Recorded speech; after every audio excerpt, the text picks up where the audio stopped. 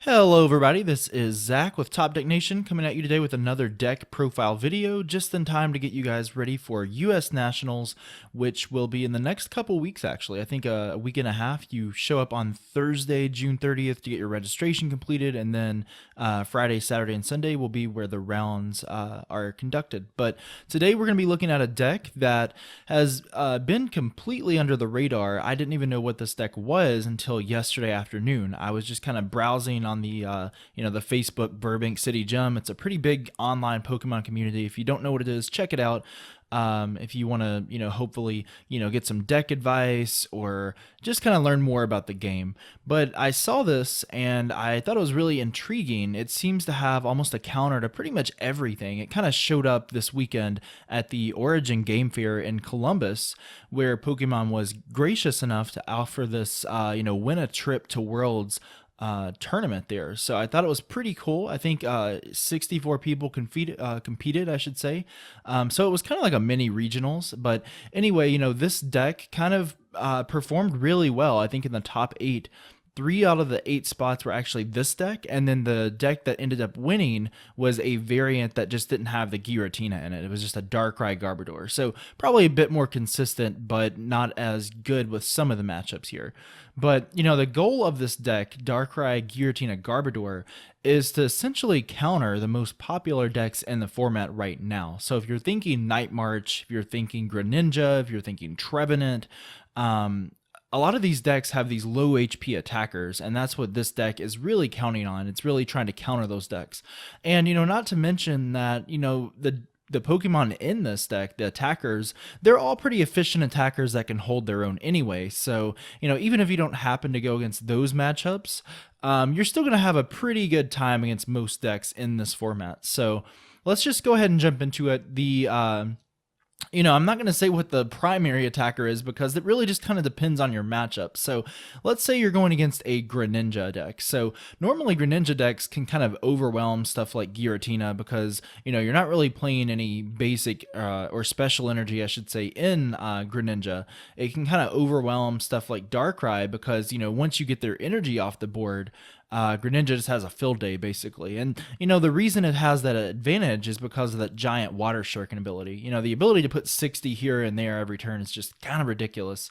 But that is why we're going to be playing Garbodor in this deck. So Garbodor, of course, pretty popular a couple years ago, really big. If you're familiar with the big basics kind of like archetype where you had like Landorus and Mewtwo EX and stuff, this is similar. Garbodor has that same Garbotoxin ability, so as long as it has a tool attached to it, you can't have any abilities. Basically, if you put down a Shaymin-EX, it won't activate. Trevenant's Forest Curse ability, it won't item lock you, etc. So this is pretty clever. Against something like Greninja, it's completely shutting down things like Giant Water Shuriken, Octillery's Abyssal Hand, etc. So pretty cool. Once it's out, it's pretty safe. 100 HP is pretty good. Greninja would have to Moonlight Slash you for 80 with a Muscle Band, which, it could happen, but probably not. I think Yveltal would probably just kind of overwhelm at that point. But Garbodor is also good against Night March. I can shut off Shaymins.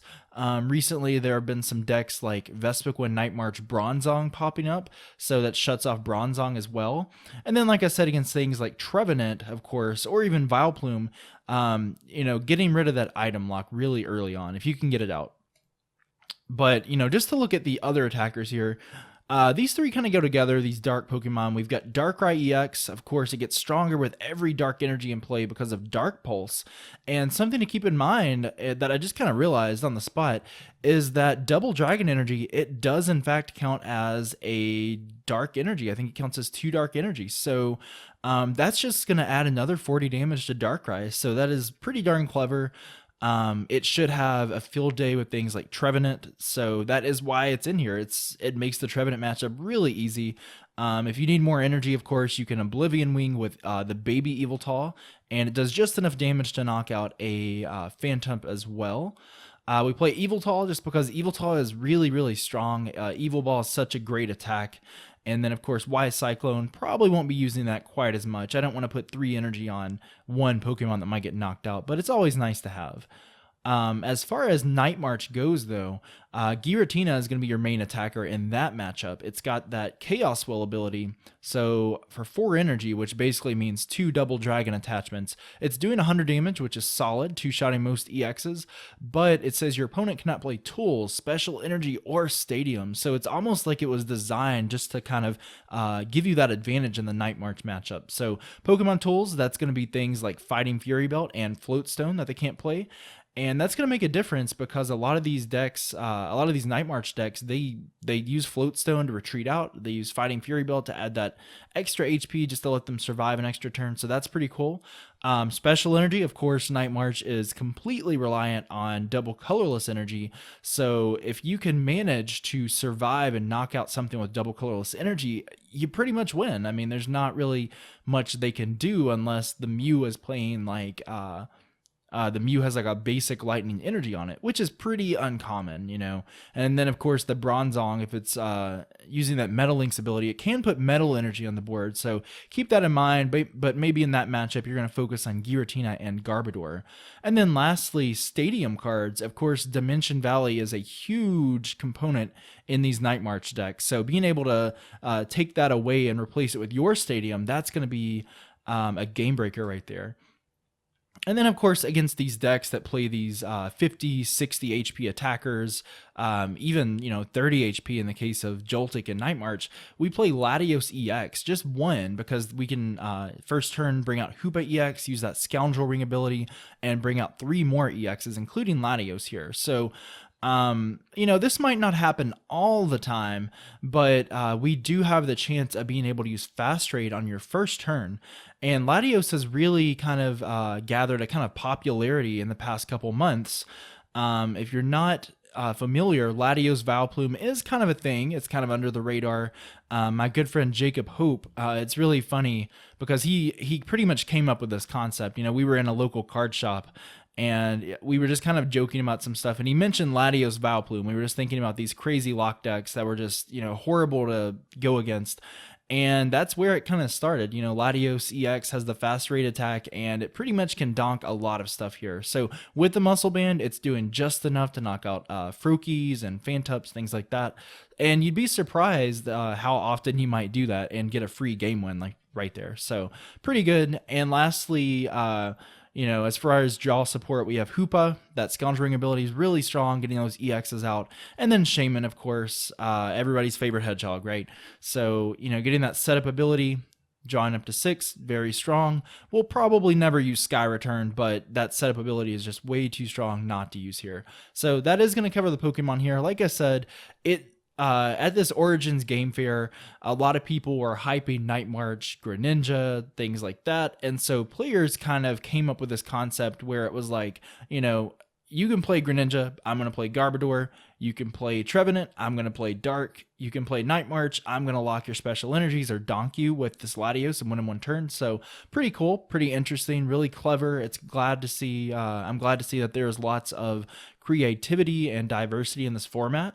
But let's go ahead and look at the supporter line here. We play 3 Professor Sycamore just because it's, the most consistent and gives you the most advantage from a supporter, discarding your hand and drawing 7 cards. In this deck, really good because I want to consistently draw more cards and kind of overwhelm my opponent. We play 2N. I think 2N is great. The original list I looked at, I believe it's from a guy named Christopher Szymanski. If I'm wrong, please correct me on that, but I do want to give him credit for this kind of list, this concept. But I'm going to play 2N in this list because I think it's really good being able to shuffle your hand into your deck and draw so many cards. Early game, really good, drawing 6 cards. Late game, disrupting your opponent, of course. But when we play 4 Double Dragon Energy and a few other cards, we don't want to have to get rid of those. And I think that's why N is good. And then 2 Lysandre. I think the original list played 1, but we're focusing on consistency. If Lysandre is prized, we're going to be in trouble. And of course, we want to have, double the chances of drawing into it. And then lastly, well, two more, I should say. We play one Xerosic. This is good to knock off tools. Personally, I'm a fan of things like Startling Megaphone, but I can see why Xerosic is in here. It's knocking off special energies, it's knocking off tools, so it's a pretty versatile card. You can Xerosic a double colorless off a Night Marcher, for example, and Chaos will, the other Pokemon that has a special energy on it, and chances are you've probably won the Night March matchup just because of that. And then our last supporter is Cassius, which I was a little surprised at first. Normally I play AZ in this deck, or in general, just because, being able to pick up a Shaymin and play it back down right away is pretty darn strong. But, thinking about the strategy here, I don't want to have to waste energy, right? Especially with Latios and Giratina.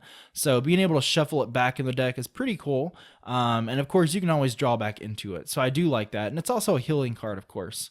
So as far as our stadium, we are going to be playing Parallel City here. So this makes a lot of sense for a couple reasons. First of all, in dark decks, we typically play Reverse Valley for the extra damage output. But, in this deck, you may not necessarily be attacking with dark attackers. So a different stadium might be good here.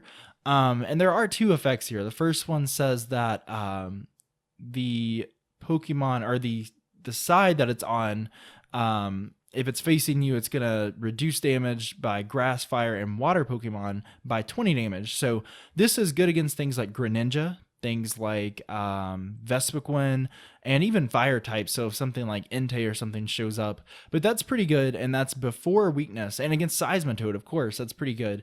And then the other side, it says that that player cannot play more than 3 Pokemon so on their bench. So that's pretty good. If you already have 5, it's going to cut it down to 3. In our case, if we have a couple Shaymin, or a Shaymin and a Hoopa or something that's going to get knocked out, we can get rid of it. So that's pretty cool. I like that. A nice counter stadium can kind of limit your opponent, especially if you play Giratina and use Chaos Will. And as far as our items go, the VIP of the deck, or the MVP of the deck, I should say, is going to be Max Elixir. Being able to look at the top 6 cards of your deck and attach a basic energy to the bench is pretty darn good, especially with this deck. The more dark energy I have, the more damage I'm going to do, and it's going to make for an easier setup. And when we're playing 9 dark energy here, you'd be surprised. You're probably going to hit Max Elixir a good 3 out of 4 times, if not more, if you can kind of thin your deck out. We're going to be playing 4 Ultra Ball, of course, just to kind of search out our Pokemon. 4 VS Seeker, just because it's consistent, lets us reuse our supporters. Really good if we have to discard those. We're going to be playing 3 Trainers Mail, again for consistency. I like seeing a 4th Trainers Mail, personally. I think it's really good in decks like Greninja and Trevenant, but in this case, the deck already gets set up pretty quickly, so 3 is just enough, I think. We're going to play 1 Super Rod, just in case we need to reuse something if our Garbodor gets discarded, if our Latios or our Giratina gets discarded or something, so pretty good utility card there. 3 Float Stone. I like this because it's going to let you have these plays where you can simply attach the Float Stone, retreat, and attack right away. Thanks to Max Elixir, it's actually pretty possible to get 2, 3, 4 energy on the board. And this can be really useful for something like Latios-EX. So for example, if I'm going against a Greninja deck and I'm going first and they start with a lone Froakie with 50, 60 HP, well, what I can do is put a Float Stone on the active, bring out the Latios, attach my Muscle Band, Double Dragon, and get a quick victory. So that is pretty cool. And then as far as our Muscle Bands and Fury Belts, this is where there's a bit of debate here. You can split this up. So what I'm doing is playing 2 Muscle Band. I like it personally because it's going to open the door for more knockouts with Latios and other things like that. But Fighting Fury Belt is definitely good as well. I wish I could play another one because adding that 40 HP is a big difference, especially against something like Night March, where they might come up short just a tiny bit, which allows you to kind of get that knockout and secure that that matchup. So it's really just down to preference. If you like 2 Fighting Fury Belt, 1 Muscle Band, if you prefer 3 Muscle Band or 3 Fighting Fury Belt, it comes down to player preference. It comes down to what's going to be played in your area. But where things have 60 HP like Froakie and Phantump, things like that, I would much prefer Muscle Band. So that is my preference. But guys, that is the deck. That is Darkrai, Giratina, Garbodor. A deck that just kind of popped up this weekend, kind of a secret deck that is kind of out in the open now. Frankly, it's kind of scary because I'm probably going to be playing Greninja at US Nationals, and to face this kind of deck that can donk me, that can just kind of overwhelm me with energy, that can shut off my giant water shuriken, that is pretty darn scary. So keep that in mind as we enter US Nationals in the next couple weeks. Be prepared to play against something like this. Be prepared to counter it. Personally, in Greninja, if you're already playing a Starling Megaphone, you might want to play a second. It's hard to say. But I will have a video up in the next couple days in our segment called Decks in Action, where we will be testing some certain matchups with this deck, just to kind of give you an idea of how to play it and how it works. But I'll have more videos up in the future. Be sure to check us out, topdecknation.com. Be sure to like our Facebook page, facebook.com/topdecknation. And as usual, be sure to subscribe for the latest videos and latest updates on our YouTube channel. But this has been Zach with Top Deck Nation, and I will catch you guys in the next video.